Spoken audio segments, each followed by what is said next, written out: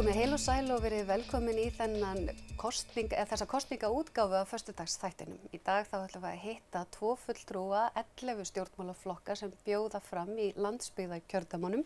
Við ætlum að sjálfsögða að ræða aðeins málefni byggðanna, en þau eru nú svo sem líka bara landsmálin. Verið velkomin til mín, Samfylkingafólk. Takk. Takk. Við byrjum kannski bara á þér, Logi. Það er búið að vera, ég held að sé óhætt að segja, bullandi gangur í Samfylkingunni undanfarið. Hvernig skýrur þetta? Já, við auðvitað þurftum að bregðast við hroðalegum úrslitum eftir síðustu kosningar og bjuggust nú reyndar við að fengjum 2-3 ár til svona einhvern veginn að ná vopnum okkar, en síðan detta kosningar í haust og við vorum sem betur fer búin að leggjast yfir stefnuna, kjarnana, einfaldana, reyna átt okkur á því hvar okkur hafi miðað af leið og hvernig við getum talað til almennings. Jafnaðarmenn eru auðvitað flokkur almennings fyrst og fremst.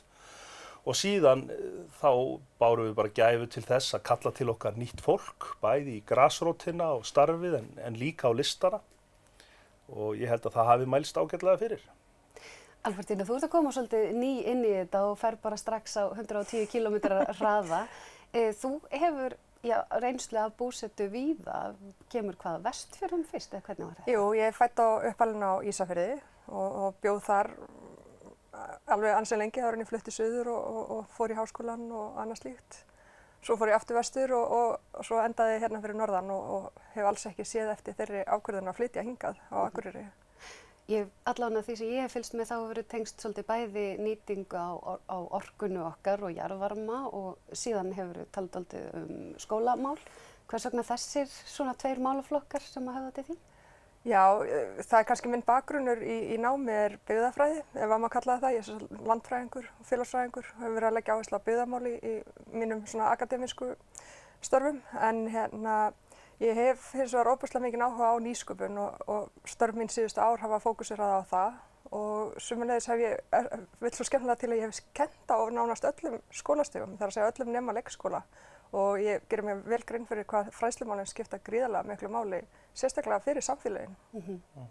4. iðnbyltingin, það er nú talað að hún sé að skella, ekki talað að finnur það bara, hún er að skella á.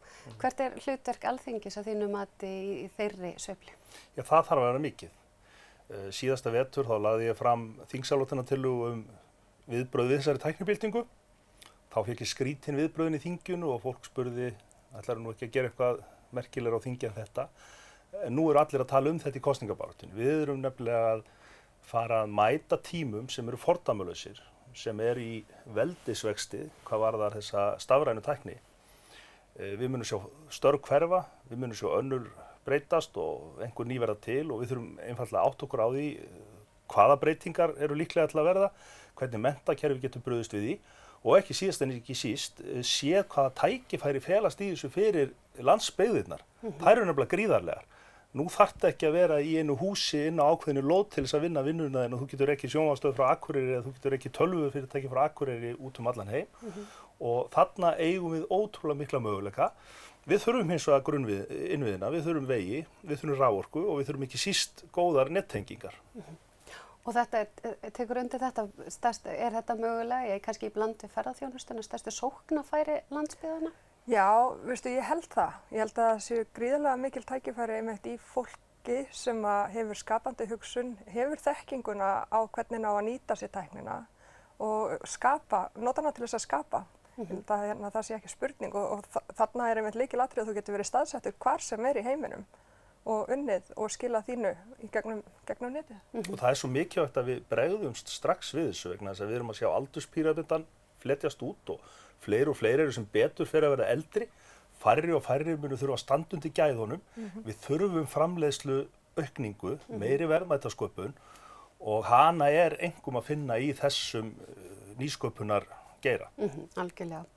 En hvernig, ef við förum aðeins inn í bara þessar kosningar sjálfar, ég veit nú að þú ert nú orðinn ansi þreyttur á umræðu flugvallamálin sem virðist alltaf dúkka upp þegar það kemur að Samfylkingunni, en kannski ekki skrítið þegar þú situr hinum megin við borðið sem kjósandi og fylgist með samflokksmanni eins og D.B. Eggertssyni í borginni tala bara hefur barist ötullega fyrir því að hann fari.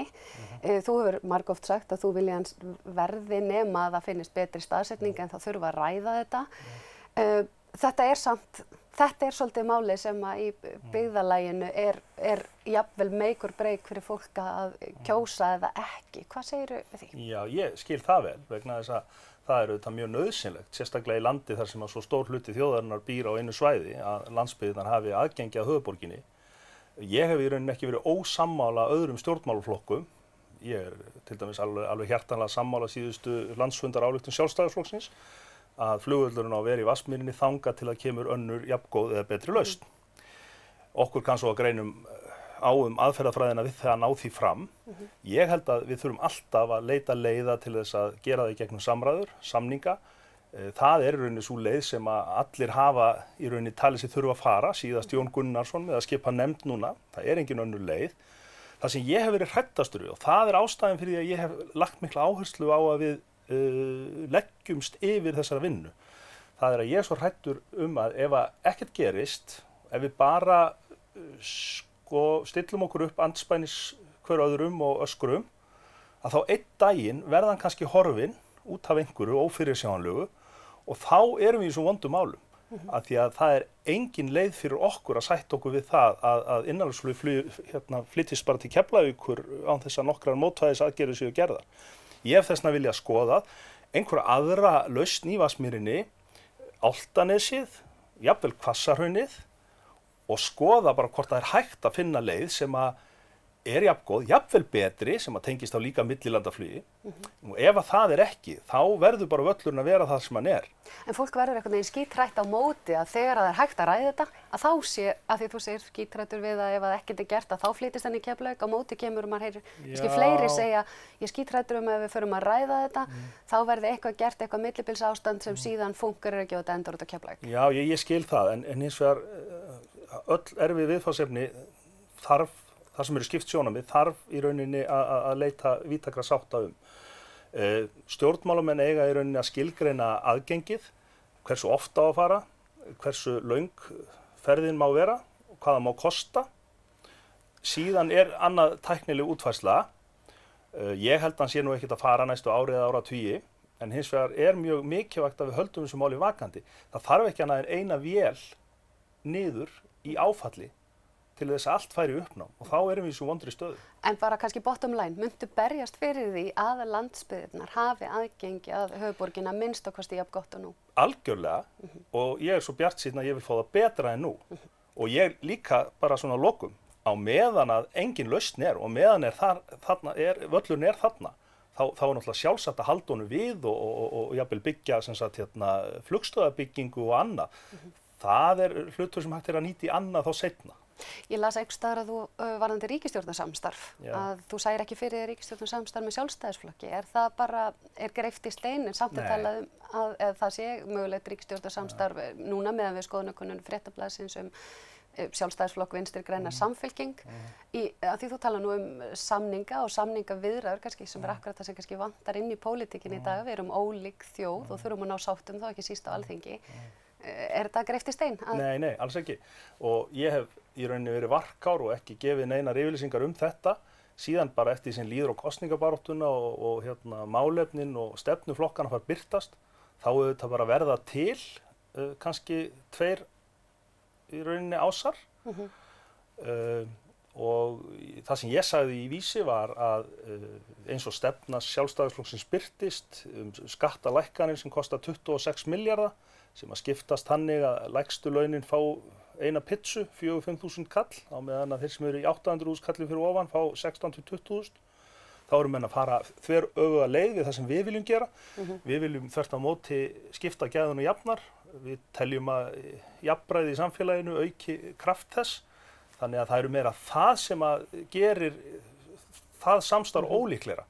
Og auðvitað er best að þeir flokkar sem eru líkastir reyni að mynda samstarf og vinni saman vegna þess að það er meiri líkur á því að þeir flokkar haldi út 3–4 ár og við þurfum pólitískan stöðuleika. Það eru 47 sekúndur eftir. Ég er með spurningar af netinu sem að áhorfendur settu inn og ég ætla bara að skella einni á ykkur. Hvernig sjá frambjóðandi fyrir sér að leysa raforkuvanda Eyjafjarðar? 36, go! Já, það er mjög stór og góð spurning að það er gríðarlega mikilvægt að leysa hann. Það verður að finna einhverja leiðir til þess að leggja línunar og hluta til í jarðstreng og hluta til í loftið og þetta bara gríðarlegt hagsmunamál fyrir svæðið og við munum vinna að því með aðilum hér á svæðinu til þess að láta það verða. Umhverfisvernd snýst ekki bara að vernda náttúruna. Hún snýst að búa til í rauninni heilsusamlegt, gott umhverfi sem vinnur gegn loftslagsvánni. Raforkuflutningar á grænni orku fyrirtaksverkefni í þá átt. Takk kærlega fyrir komuna, bæði 2 tíminn búin. Takk. Og við höldum áfram og fáum næstu gesti til okkar eftir augnablik.